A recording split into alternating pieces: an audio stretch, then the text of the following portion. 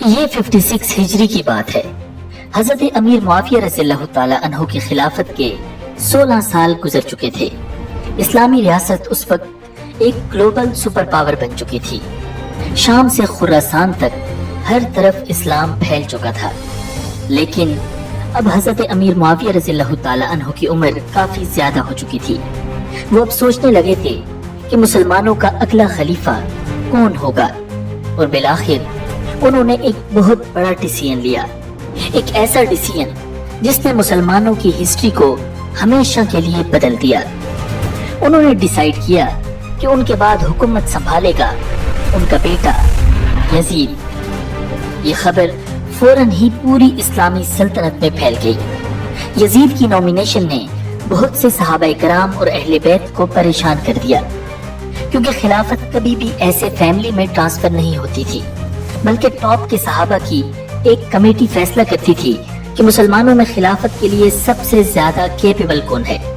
مگر حضرت امیر معاویہ رضی اللہ تعالی عنہ اس پروسیس کو فالو کیے بغیر ہی یزید کو اپنا آفیشیل جانشین بنا چکے تھے۔ حضرت امیر معاویہ رضی اللہ تعالی عنہ کی خلافت کا کیپٹل شام کے علاقے دمشق میں تھا، جبکہ اس کے علاوہ مسلمانوں کے 3 بڑے پولیٹیکل سینٹرز تھے، کوفہ، بصرہ اور سب سے بڑھ کر مدینہ منورہ۔ چند ہی دنوں میں دمشق، کوفہ اور بصرہ میں یزید کی بیعت شروع ہو گئی۔ اب سب کی نظریں مدینہ منورہ پر لگی ہوئی تھی، کیونکہ وہاں موجود تھے نواسہ رسول امام علی مقام امام حسین علیہ السلام۔ پوری امت کی نظریں امام حسین پر لگی ہوئی تھیں کہ وہ کیا ڈیسیژن لیتے ہیں، کیا وہ یزید کی بیعت کرتے ہیں یا نہیں۔ امام حسین نے یزید کی خلافت کو ٹوٹلی ریجیکٹ کر دیا۔ وہ خلیفہ چننے کے اس پروسیس کے بھی خلاف تھے، اور انہیں اندازہ تھا کہ یزید مسلمانوں کی لیڈرشپ کے قابل نہیں۔ نہ صرف امام حسین نے بیعت سے انکار کیا، بلکہ اور بھی بہت سے ٹاپ کے صحابہ کرام نے انکار کر دیا، جس میں حضرت ابوبکر صدیق رضی اللہ تعالی عنہ کے بیٹے حضرت عبد الرحمن بن ابی بکر، حضرت عمر رضی اللہ تعالی عنہ کے بیٹے حضرت عبداللہ بن عمر، اسی طرح حضرت عبداللہ بن زبیر اور حضرت عبداللہ بن عباس رضی اللہ تعالی عنہ۔ یہ سب حضرات امام حسین کے ساتھ شامل تھے۔ ان حضرات کے اس ریئیکشن سے حکومت کے لیے ایک پولیٹیکل کرائسس کھڑا ہو گیا۔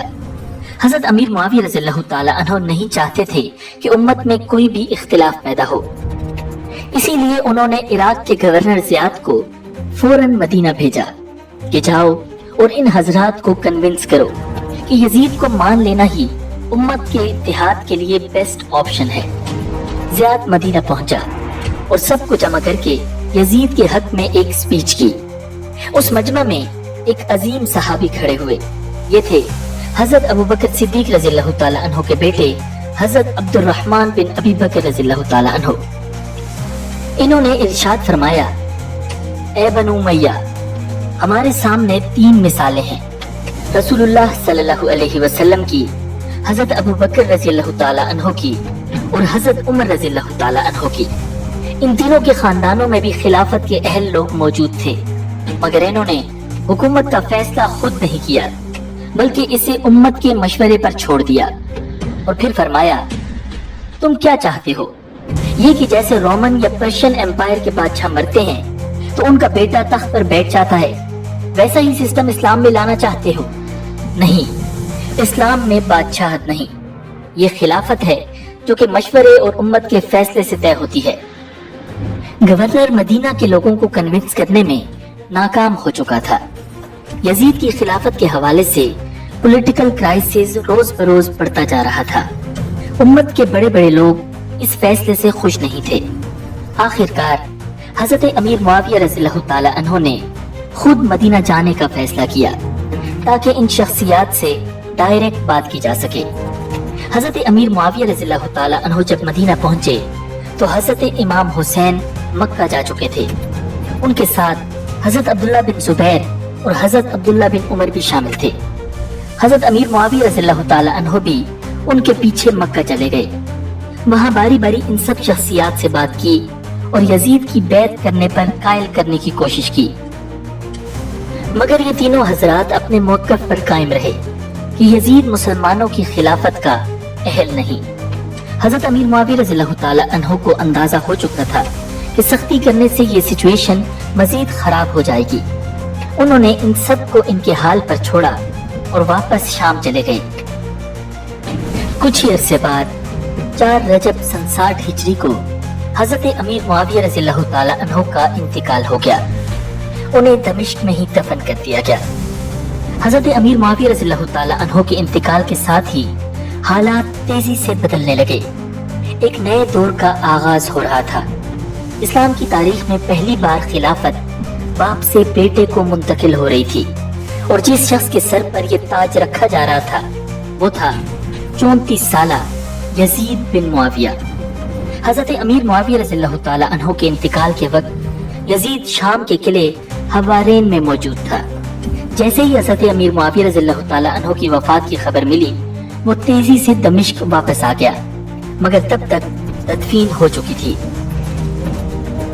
اس نے آتے ساتھ ہی پورے عالم اسلام میں یہ پیغام پہنچا دیا، یزید تخت نشین ہو چکا ہے، اب اس کی بیعت کی جائے۔ یزید کو اندازہ تھا کہ باقی جگہوں پر تو وہ لوگوں کو کنٹرول کر لے گا، لیکن سب سے زیادہ خطرہ اسے مدینہ سے تھا، کیونکہ مدینہ میں موجود تھے نبی اکرم صلی اللہ علیہ وسلم کے نواسے اور شیر خدا حضرت علی کرم اللہ وجہ الکریم کے صاحبزادے امام علی مقام امام حسین علیہ السلام۔ یہ کسی صورت بھی ظلم کو قبول کرنے والے نہیں تھے۔ یزید کو بھی پتا تھا کہ جب تک امام حسین اور ان کے ساتھی بیعت نہیں کریں گے، تب تک پوری مسلم دنیا میں اسے خلیفہ کے طور پر ایکسپٹ نہیں کیا جائے گا۔ یزید نے فوراً ایک قاصد مدینہ روانہ کیا اور مدینہ کے گورنر ولید بن عتبہ کو آرڈر دیا، فوراً امام حسین اور حضرت عبداللہ بن زبیر کو بلا کر بیعت لو، اور اگر وہ انکار کریں تو سختی کرو۔ قاصد رات کے وقت مدینہ پہنچا، مگر معاملہ اتنا کریٹیکل تھا کہ قاصد نے راتوں رات گورنر سے ملاقات کی۔ مدینہ کا گورنر ولید سوچ میں پڑ گیا کہ اتنے بڑے لوگوں سے کیسے نمٹا جائے۔ اس نے فوراً مروان بن حکم کو مشورے کے لیے بلایا۔ مروان پہلے مدینہ کا گورنر رہ چکا تھا اور انتہائی ظالم آدمی تھا۔ مروان نے آتے ہی گورنر ولید سے کہا، ابھی تک حضرت معاویہ رضی اللہ تعالی عنہ کی وفات کی خبر مدینہ میں عام نہیں ہوئی، اس لیے فوراً امام حسین اور عبداللہ بن زبیر کو بلا لو، اگر وہ بیعت کر لیں تو ٹھیک، ورنہ وہیں قتل کر دو۔ ولید نے فوراً اپنا قاصد بھیجا۔ قاصد فوراً حضرت امام حسین اور حضرت عبداللہ بن زبیر رضی اللہ تعالی عنہ کو ڈھونڈنے نکل گیا۔ یہ دونوں حضرات مسجد نبوی میں موجود تھے۔ قاصد نے انہیں پیغام دیا، گورنر ولید نے آپ دونوں کو ابھی بلایا ہے۔ انہوں نے جواب دیا، ٹھیک ہے، ہم آ رہے ہیں۔ قاصد چلا گیا، مگر جیسے ہی وہ گیا، حضرت عبداللہ بن زبیر رضی اللہ تعالی عنہ نے امام حسین علیہ السلام سے کہا، یہ وقت تو گورنر کی مجلس کا نہیں، لگتا ہے کچھ بڑا چھپایا جا رہا ہے۔ امام حسین علیہ السلام نے فوراً بات سمجھ لی اور ارشاد فرمایا، ایسا لگتا ہے کہ حضرت معاویہ کا انتقال ہو چکا ہے، اور اب وہ چاہتے ہیں کہ اس خبر کو چھپائے رکھیں اور ہمیں فوراً بیعت پر مجبور کر دیں تاکہ کوئی ری ایکشن پیدا نہ ہو سکے۔ حضرت عبداللہ بن زبیر رضی اللہ تعالی عنہ نے امام حسین سے پوچھا، تو پھر آپ کا کیا ارادہ ہے؟ امام حسین نے جواب دیا، میں کچھ جوانوں کو ساتھ لے کر جاتا ہوں، گورنر ہاؤس کے دروازے پر انہیں کھڑا رکھوں گا، اگر کوئی زبردستی کی گئی تو وہ باہر سے ہماری مدد کر سکیں گے۔ اور پھر امام حسین علیہ السلام ولید بن عتبہ کے پاس گورنر ہاؤس پہنچ گئے۔ وہاں مروان بن حکم بھی بیٹھا تھا۔ امام حسین نے نہایت اطمینان سے بات کا آغاز کیا، میں دیکھ رہا ہوں کہ تم دونوں جو پہلے آپس میں اختلاف رکھتے تھے اب ایک ساتھ بیٹھے ہو، اللہ کرے تمہارا اتحاد خیر کا سبب بنے۔ پھر ولید نے یزید کا خط امام حسین کے سامنے رکھ دیا، جس میں حضرت معاویہ کی وفات کی اطلاع اور یزید کے لیے بیعت کا مطالبہ تھا۔ امام حسین نے حضرت معاویہ کے انتقال پر افسوس کا اظہار کیا، پھر بالکل صاف اور باوقار انداز میں کہا، میرے جیسے شخص کے لیے یہ مناسب نہیں کہ میں کسی اندھیرے کمرے میں چھپ کر بیعت کر لوں۔ بیعت تو امت کے سامنے کھلے عام ہوتی ہے، جب لوگ جمع ہوں گے تب یہ فیصلہ ہوگا۔ امام حسین کے روب کی وجہ سے ولید کو مزید کچھ بھی کہنے کی ہمت نہ ہوئی اور اس نے انہیں جانے دیا۔ اب امام حسین اور حضرت عبداللہ بن زبیر رضی اللہ تعالی عنہ دونوں کو واضح ہو چکا تھا کہ یزید کی حکومت بیعت لینے کے لیے کسی بھی حد تک جا سکتی ہے، مگر بیعت کرنا ان کے ضمیر، ایمان اور اصولوں کے خلاف تھا۔ اسی لیے حضرت عبداللہ بن زبیر نے رات کے آخری حصے میں خاموشی سے مدینہ چھوڑ دیا، ایک کم جانا پہچانا رستہ پکڑا اور مکہ کی طرف روانہ ہو گئے۔ صبح جب ولید کو خبر ملی تو پریشانی کے عالم میں 40-50 سوار ان کے پیچھے بھیج دیے، لیکن وہ کافی فاصلہ طے کر چکے تھے اور ہاتھ نہ آ سکے۔ کچھ دن بعد امام حسین علیہ السلام نے بھی مدینہ سے نکلنے کا فیصلہ کر لیا۔ انہوں نے اپنے اہل خانہ، بچے اور قریبی رشتہ دار سب کو ساتھ لیا اور مکہ کی طرف سفر شروع کر دیا۔ یہ حضرات مدینہ سے اس لیے نکلے تھے کیونکہ مدینہ شام کے زیادہ قریب تھا، اسی لیے یہاں یزید کا کنٹرول بھی زیادہ تھا، جبکہ مکہ ڈبل دوری پر تھا اور پہاڑوں میں گھرا ہوا تھا، اور سب سے اہم یہ اللہ کا حرم تھا۔ امام حسین جانتے تھے کہ یزید کی حکومت وہاں کوئی حرکت کرے گی تو پوری امت کا ری ایکشن آئے گا۔ وہ مکہ پہنچ کر اپنی اگلی اسٹریٹجی بنانا چاہتے تھے۔ روایات میں آتا ہے کہ امام حسین علیہ السلام مدینہ چھوڑنے سے پہلے ایک خاص شخصیت سے الوداعی ملاقات کے لیے گئے، اور وہ تھے حضرت عبداللہ بن عمر رضی اللہ تعالی عنہ۔ جب حضرت ابن عمر نے سنا کہ امام حسین سفر پر جا رہے ہیں تو فوراً بولے، مت جائیے، لیکن امام حسین کا ارادہ پختہ تھا۔ اس دوران امام حسین نے انہیں وہ درجنوں خطوط بھی دکھائے جو اہل کوفہ نے بھیجے تھے، جن میں انہیں بلایا گیا تھا کہ آئیے ہم آپ کے ساتھ ہیں۔ حضرت عبداللہ بن عمر نے وہ خطوط دیکھے، پھر دل بھر کے کہا، ان لوگوں کے پاس مت جائیے گا۔ اور جب امام حسین رخصت ہونے لگے تو حضرت ابن عمر نے انہیں گلے لگا لیا، خوب روئے اور کہا، اے شہید، میں تمہیں اللہ کے سپرد کرتا ہوں۔ روایات کے مطابق حضرت امام حسین رضی اللہ تعالی عنہ 27 رجب کو مدینہ سے نکلے اور 3 شعبان کو مکہ پہنچ گئے۔ جب امام حسین اور حضرت عبداللہ بن زبیر رضی اللہ تعالی عنہ مدینہ چھوڑ کر مکہ چلے گئے تو مدینہ کی فضا میں بے چینی اور خوف پھیل چکا تھا۔ گورنر ولید بن عتبہ اب امام حسین کے چاہنے والوں کو بھی برداشت نہیں کر رہا تھا۔ اس نے حضرت عبداللہ بن مطیع رضی اللہ تعالی عنہ اور مسلم بن عبد الرحمن رضی اللہ تعالی عنہ کو گرفتار کر کے قید کر دیا، صرف اس لیے کہ وہ امام حسین سے محبت رکھتے تھے۔ مدینہ کے لوگ پریشان ہو چکے تھے اور انہیں حضرت عبداللہ بن عمر رضی اللہ تعالی عنہ سے درخواست کی کہ آپ گورنر سے بات کریں۔ حضرت ابن عمر بے چین ہو کر گورنر ہاؤس پہنچے اور کہا، ظلم نہ کرو، اپنی حکومت کو ظلم سے مضبوط مت بناؤ، یہ دونوں بے گناہ ہیں، انہیں رہا کر دو۔ مگر ولید نے صاف جواب دے دیا، مجھے میرے خلیفہ یزید کا یہی حکم ہے۔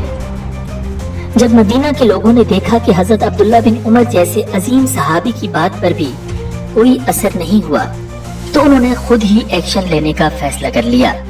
وہ جمع ہوئے اور انہوں نے قید خانے پر حملہ کر دیا اور امام حسین کے ساتھیوں کو آزاد کروا لیا۔ اب یہ حضرات بھی مدینہ سے فرار ہو کر مکہ پہنچ چکے تھے۔ ہر گزرتے دن کے ساتھ صورتحال یزید کے لیے خطرناک ہوتی جا رہی تھی۔ اسے جب پتہ چلا کہ امام حسین اور حضرت عبداللہ بن زبیر رضی اللہ تعالی عنہ مدینہ سے نکل گئے ہیں تو وہ غصے سے بھڑک اٹھا۔ اس نے ساری ناکامی کا الزام مدینہ کے گورنر ولید پر ڈال دیا اور اسے اس پوزیشن سے ہٹا کر اس کی جگہ نیا گورنر مقرر کر دیا، اور وہ تھا عمر بن سعید الاشتر، ایک انتہائی ظالم اور سفاک شخص۔ یہ بدبخت مدینہ پہنچتے ہی قسم کھا کر کہنے لگا، میں مکہ پر حملہ کروں گا جہاں یہ دونوں چھپے بیٹھے ہیں۔ لیکن یہ اتنی آسان بات نہیں تھی، کیونکہ ماہ شوال شروع ہونے والا تھا اور حج کا موسم آنے والا تھا۔ دنیا بھر سے لاکھوں حاجی مکہ جا رہے تھے۔ اب اگر ان مقدس ایام میں نبی اکرم صلی اللہ علیہ وسلم کے نواسے اور ان کے ساتھیوں کے خلاف مکہ مکرمہ میں حملہ کیا جاتا تو پوری امت ان ظالموں کے خلاف اٹھ کھڑی ہوتی۔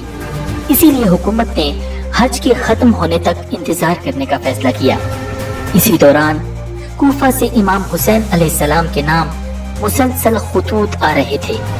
روز قاصد آتے، نئے خطوط لاتے اور سب میں ایک ہی پیغام ہوتا: اے نواسۂ رسول صلی اللہ علیہ وسلم، ہمارے پاس آئیے، ہم آپ کے ساتھ ہیں، ہم یزید کو خلیفہ نہیں مانتے۔ کبھی کبھی تو ایک دن میں 50 سے زیادہ خطوط آتے، اور یہ سب لوگ امام حسین علیہ السلام سے لیڈرشپ کی اپیل کر رہے تھے۔ کوفہ کے لوگ قسمیں کھا کھا کر لکھتے تھے کہ ہمارے دل، ہماری تلواریں اور ہماری جانیں سب آپ پر قربان۔ امام حسین اور حضرت عبداللہ بن زبیر ان سب حالات کا جائزہ لے رہے تھے۔ یہ دونوں آپس میں مشورے کرتے کہ اب آگے کی اسٹریٹجی کیا ہونی چاہیے۔ دونوں ہی یزید کے خلاف آخری دم تک ڈٹے رہنا چاہتے تھے، مگر ایک بات پر ان کی رائے مختلف تھی۔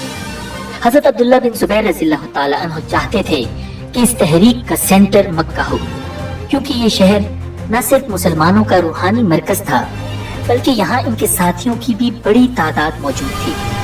مگر امام حسین علیہ السلام کو کوفہ کے لوگوں کی فکر کھائی جا رہی تھی۔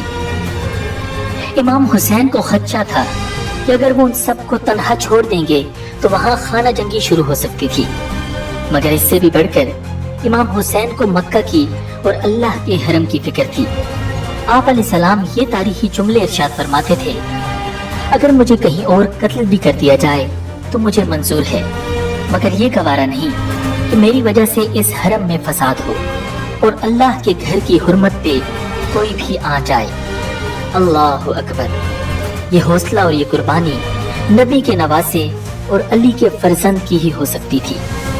بالآخر امام حسین نے ایک خاص آدمی کو بلایا اور ایک خاص پیغام دے کر کوفہ روانہ کر دیا۔